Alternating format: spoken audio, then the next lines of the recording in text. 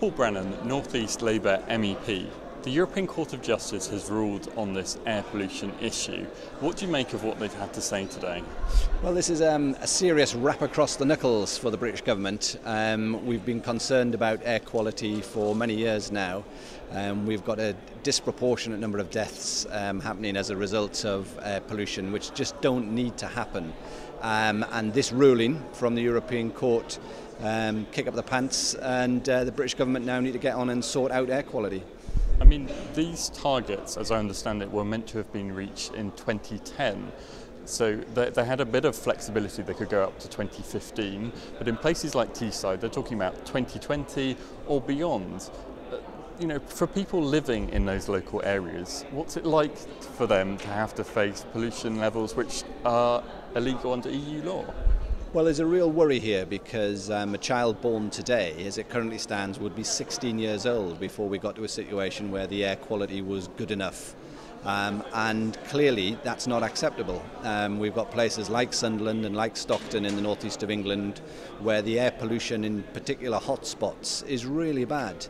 And this is not just a case of a bit of wheeziness, this is translating through into actual deaths each year. These are unavoidable deaths. This is more deaths than we have from passive smoking and from asthma put together. So it's a real worry.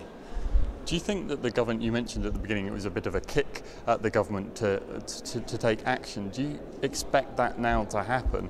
And what kind of action could the government now take to help in places like the North East?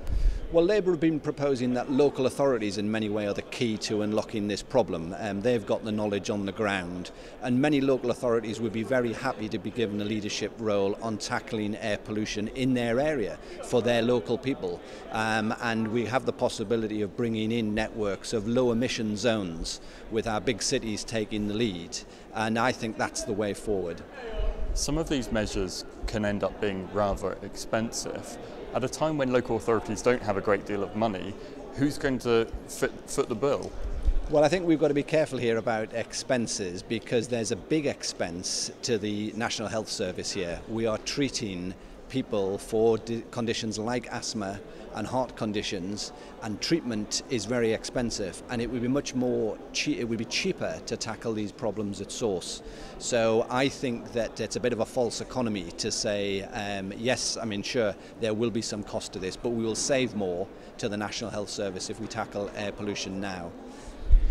Do you see enthusiasm, potential from the government to act? Do you think that action is going to take place? They were meant to meet these targets. They're legally binding. They were agreed by the government, by the Labour government, and they haven't happened so far. So what's different now? Well, I think the combination of our Supreme Court in Britain asking, if you like, for clarification from the court in Europe to say just exactly what is the law here. This clarification has now come back from Europe to the Supreme Court in Britain, and it'll be the Supreme Court in Britain who will shortly give out a ruling which says this now needs to be sorted out. And I think that would be a very useful piece of pressure to put on the British government, a ruling from the British Supreme Court.